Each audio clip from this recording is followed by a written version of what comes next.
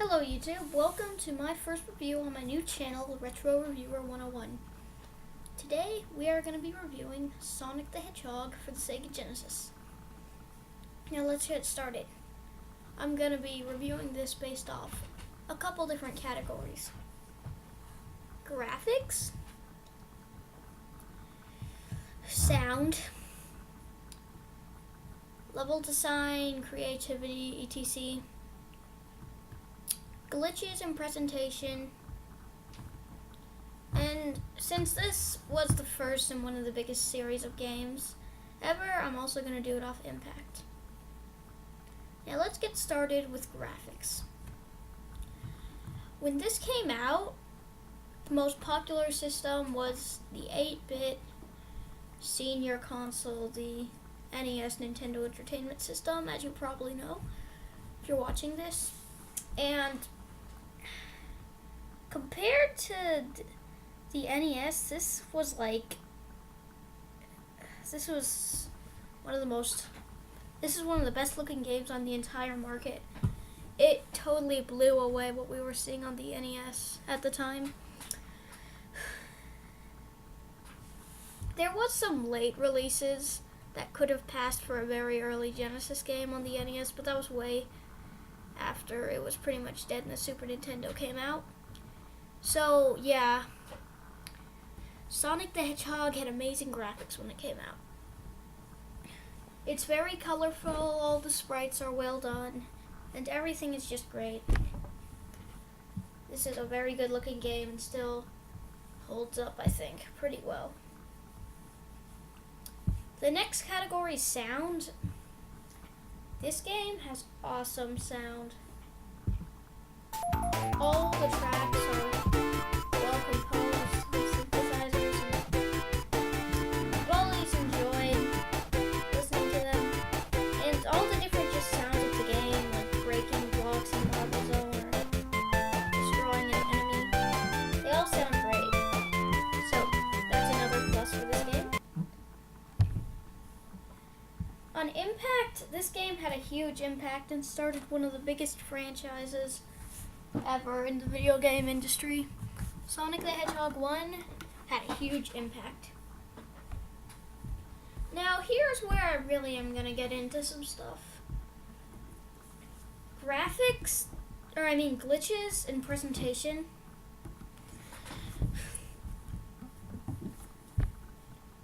Here I'm going to talk about all the levels and glitches and everything, so this is going to be the main meat of the review right here. So, glitches, there's not that many. I've never ran across one, but I have seen some speedrunners do some really hard to pull off things to clip through walls and stuff, but I haven't run into any on my own. So, yeah, it's not very glitchy. Certainly not as glitchy as some games like Sonic 06. Anyway. Also on the levels, the first level, which you were seeing at the beginning, and I'll play a little bit of now, Green Hill Zone. I've played so much of Green Hill Zone because I hate Marble Zone, and eventually I just used a save state at the end of the Marble Hill Zone so I could play Spring Yard Zone. But Green Hill Zone is very fun, nice introduction to this game. And also, as you're going to see in a second here, it's what really is the first level, Something Hill, for a bunch of different Sonic games. For example, Emerald Hill, like you're seeing right here from Sonic 2. Now the next stage, as you're seeing now, Marble Zone. I hate it. It's just crap. It's slow puzzle platforming that I don't know what they were thinking. They took away all the speed and everything for the first level that made this game so fun, then I randomly go into a dark castle place with lava everywhere. It's not fun. Probably my least favorite level in the game. Next level, Spring Yard. And I don't have any footage for this level. But anyway, next level, Spring Yard Zone. It's okay. You can get a lot of speed, which is a lot of fun. But certainly not as fun as, say, Green Hill Zone. But it is better than Marble Zone for sure. All in all, a pretty decent level, I'd say. Next level, Labyrinth. Before Marble Zone, this is my least favorite level. It's not as bad as some people say, but it isn't fun either. It's got some slow-paced platforming sections, and you always feel like you're gonna drown with this creepy sound effect, and then Sonic goes. There's air bubbles hidden all around this level, as you can see from the footage. And it's not one of my favorite levels, but it's not as bad as some people make it out to be. The next level, Starlight Zone. It's pretty short. It's got a creative boss fight though, but you can get a ton of speed. But it's not very long, but it is a really fun level. One of my favorites. It also has some weird music in my opinion. And then we come to the final level, Scrap Brain Zone, which is actually a mix between Labyrinth and Scrap Brain Zone. Because I believe in the third act of Scrap Brain Zone,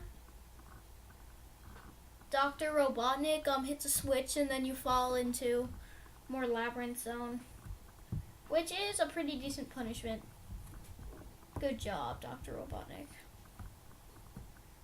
And it's really, really hard, but I like the challenge.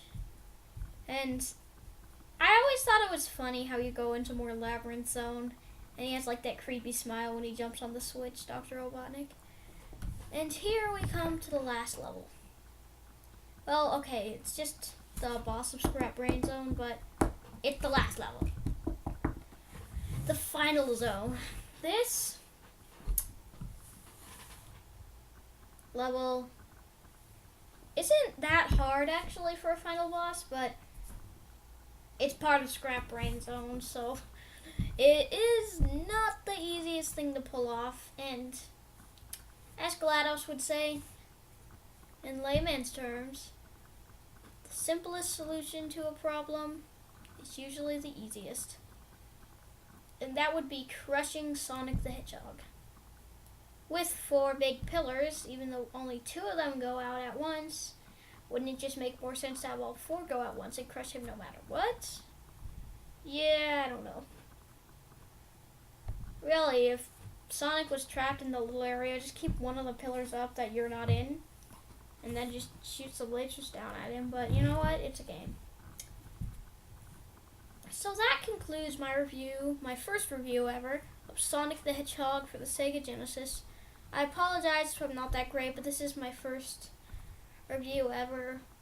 Before, I've just done some videos about retro stuff that I was unsatisfied with, so I never uploaded them, and I just started this channel. Overall, I give Sonic the Hedgehog an 8.5. A great game that had a huge impact and is still a lot of fun today. I'll see you next time I make a review.